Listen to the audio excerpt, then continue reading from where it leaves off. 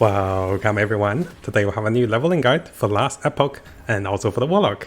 And yes, this is my day 1 recording, and what I want to show you is I want to demonstrate a little bit of my Warlock with you guys, with its mobility and also with its amount of damage dealt to the monsters. So over here I'm pretty much close to level 55 at the moment, and you can see that we deal tons of AoE damage. And most of the time I don't even have to look back. I just cast one of my spells, then I keep progressing through the map and monsters will just die behind me.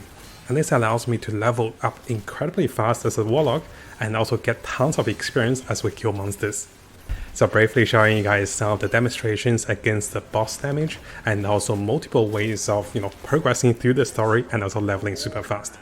You can see as we fast forward a little bit, we don't really have any problem with Logan, and because we have a blink, his skills can't really hit us. So let me try to find a spot where he try to hit me.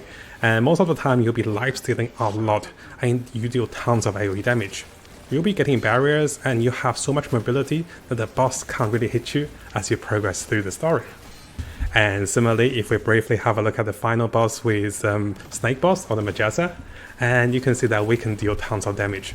So let me show you guys one of the highlight. Now, over here you can see that the boss, the first phase will be doing elemental damage, and the second phase will be doing physical damage. And I think I was pretty pleased with the amount of damage I can deal. You can tell I was a little squishy because I was a little undergeared, but we're doing so much damage to the boss, and I think this entire boss fight took me less than 1 or 2 minutes, and that is pretty fast for a starter character. So this is an incredibly speedy build to get through to level 55 from level 1. Now over here I have crafted the new builder's guide with some really important picks of certain weapons and also different gear of choices. And similarly, I have made the timestamps over here for you guys to show you the skill progression and also as to which of the skill to be picking first and also what to do at different stage of the game. Now because I really want to make this particular guide step by step, you can see the first part of the guide. I want to introduce you guys to the early level of leveling. Before you become a Warlock, you're still Acolyte at the moment, and notice that I'm using a variety of skills including summons, and also I'm using most of my skills that is involving me to sustain myself and also to deal the most damage. And you can see that even though even though I'm Acolyte, we can still have a pretty sustainable, boss fighting potential with minions, with Necromancer skeletons, and also with Abomination.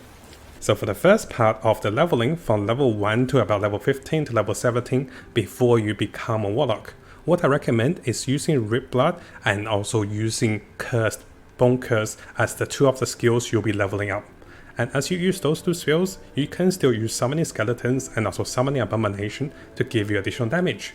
And using the Transport will allow you to teleport and also have tons of mobility. So the 2 skills I'll be leveling up initially will be Rip Blood and also Bone Curse before I become a Warlock. Now as you guys can see over here, I am currently level 15 and I have become a Warlock.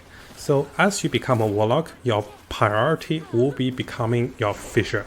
Your Chaotic Fissure will be the major source of damage, and this allows you to kite enemies, deals tons of damage, and also be super mobile.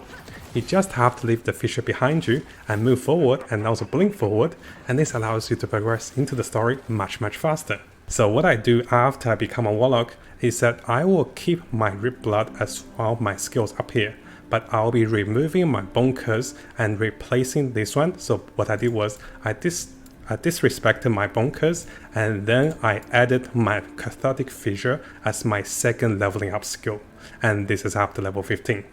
Now fast forwarding a little bit, as you guys get higher levels of your skills and also passives, you can see that we can be kiting tons of monsters, and you can be easily leaving tons of fire damage, AoE damage against the monster, and this is actually pretty fun. It's like I'm lining up a train and they're following me, and this gives me tons of experience as I travel through the map. And the faster I run, the more mana I regen, the more damage I deal as well. So this is a really fun build for the Warlock as you progress through the map. Now during this time, I really want to put a big highlight. I have had my Rip Blood at 0 mana cost. So one of the biggest ability to allow this to happen is coming from this wand. The Ivory Wand -3 mana cost with my spells. So if I take this one off and have a look over here, it will cost 3 mana to cast Rip Blood. But if I put back this wand, all of a sudden, Rip Blood will cost 0 mana. One of the problems I experienced with Cathartic Fissure in the early game is that we're actually spending a lot of mana. Usually I'm out of mana, and during this time, having Rip Blood allows me to be sustainable, deals tons of damage, and it also has 0 mana cost. So this is incredibly good. Now, as we progress through the levels, one of my favorite map and also the dungeon is going to be the Delith Tower. This is a mini instance where you can just teleport directly. And having your transplant allows you to face the boss within 5 seconds. So 5 clicks of blink and you're facing the boss. And yes, we do deal tons of damage against most of the bosses in terms of single target and also AoE damage. Now finally, as you guys get to the later stage of the game, what I want to recommend for leveling as a Warlock is that you want to be reserving your mana and have a better mana management. Initially I was overdrawing my mana and I was out of mana. Our mana is essential to give us lifesteal and also tons of shield, and together with tons of debuff. So notice here I will try to keep my mana at least 30 or 40% just in case I get low, because this allows me to have incredible lifesteal and also tons of damage. So what I usually do is I'll blink forward, then I cast 1 Chaotic Fissures in front of me. And this allows me to go kill monsters behind me, and this also allows me to continue dealing damage forward. So I'm not trying to spamming a lot of the fissures, but usually 1 fissure can take down 3 groups of monsters to allow me to preserve some mana for the future battles. Now over here, I have recorded my steps of leveling for each of the skills, should you guys want to have a look. I'm not saying this is the perfect way of leveling, but I had a really great time as I went through leveling those skills and as I went through the leveling progress. And one thing to notice, I was out of mana to cast a lot of the Perfect Veil. So most of the time I was running my Warlock on only 4 skills, and this is incredibly strong. Now, if you guys are finding yourself out of mana, I do not recommend getting this perk for having 2 fissures, because this will increase mana cost by 80%. Just having 1 fissure with 60% proc rate with my Chaotic Bolts is plenty damage. And having the Chaotic Bolts auto casting my Rip Blood and also auto casting my curses, I'll be stacking more intelligence onto my gears. So now briefly coming over to my gears of choice. As for the helmet, you really want the Fiend Hole. And this particular helmet allows you to have narcotic resistance. Notice I was able to get narcotic resistance about 200 plus.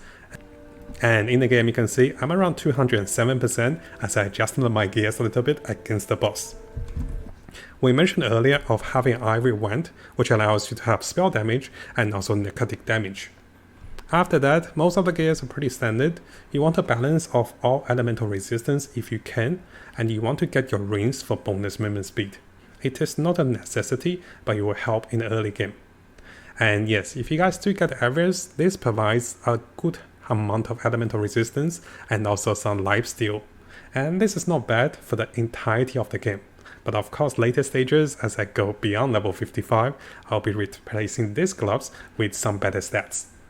Now in terms of the build, I do recommend getting a Noble Stash. Having additional mana will really help you to cast 1 or 2 extra fissures, which deals tons of more damage. And finally, I don't think it's a big deal with the Relic, and as for the boots, you want something that provides you with the highest movement speed while getting some resistance and also intelligence.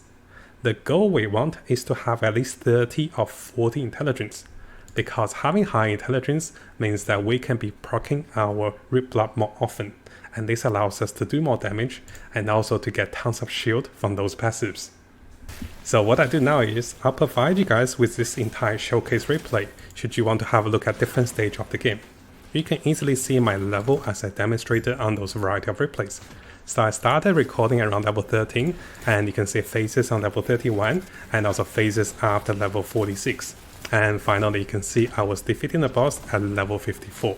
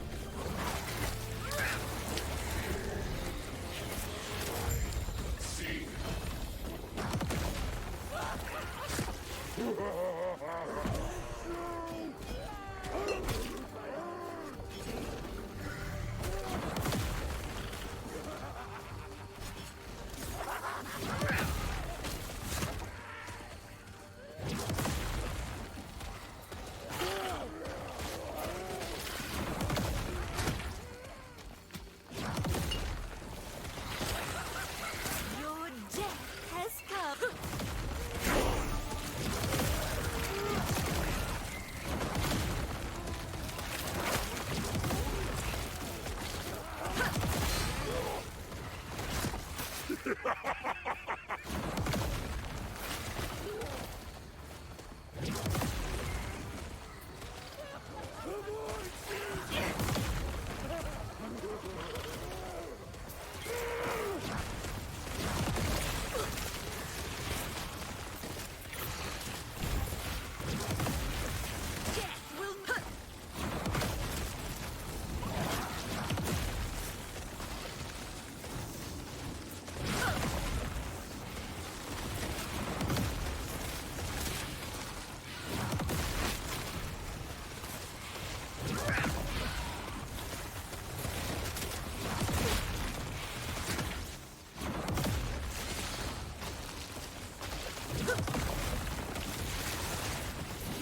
death has come.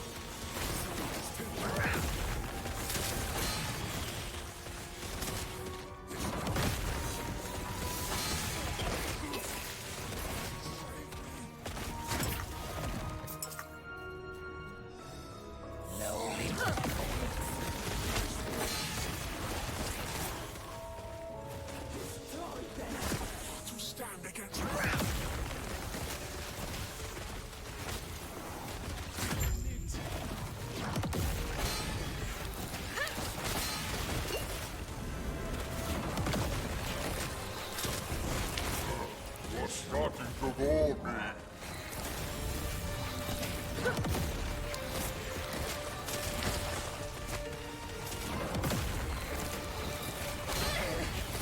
My waves will shatter you.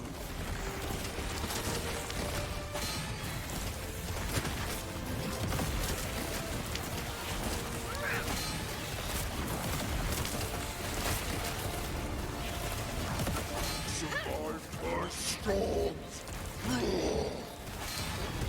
Enough! I have grown tired of you.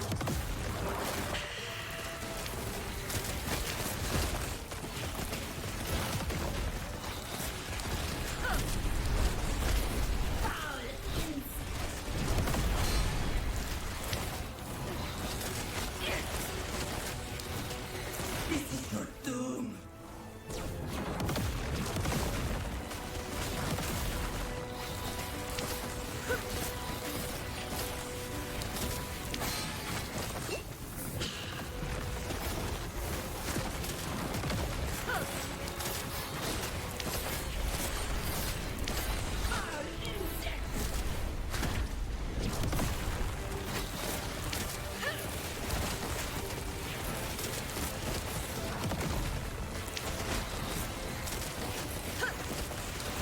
This is your doom.